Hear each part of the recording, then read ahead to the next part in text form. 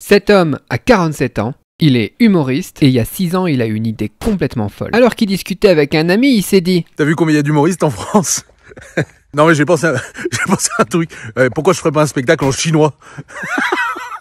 Et il l'a fait. Folie ou génie, voici son histoire, voici Patrick. Bonjour, je m'appelle Patrick Vesselier, mais en Chine on m'appelle Bai Ma Ge.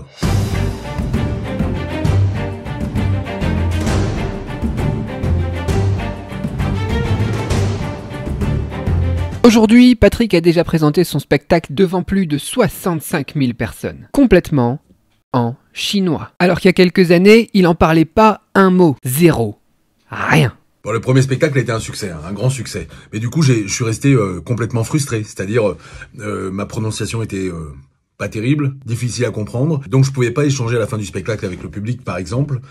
J'étais basé sur le par cœur. Par cœur. C'est comme ça qu'il a réussi à atteindre son objectif et partir, monter sur scène en Chine, en apprenant tout son texte par cœur. Incroyable.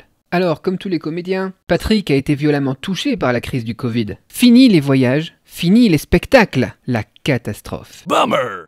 Mais il n'a pas baissé les bras. Il a décidé d'en profiter pour surmonter cette frustration et de faire encore mieux en préparant son deuxième spectacle. Sur le deuxième spectacle, j'ai voulu me recentrer, partir sur quelque chose de plus poussé. J'ai décidé donc d'apprendre le chinois avec une vraie méthodologie, une méthode plus structurée, avec une partie artistique, d'apprentissage par cœur que je garde, et une partie d'apprentissage du chinois. Pour justement prendre plus de plaisir sur scène, rencontrer les spectateurs à la fin, et pouvoir faire évoluer ce deuxième spectacle. Pour n'importe qui, partir à l'étranger et monter sur scène dans une autre langue, ça paraîtrait complètement impossible. Pour n'importe qui, apprendre une langue aussi différente que le chinois, ça serait complètement impossible.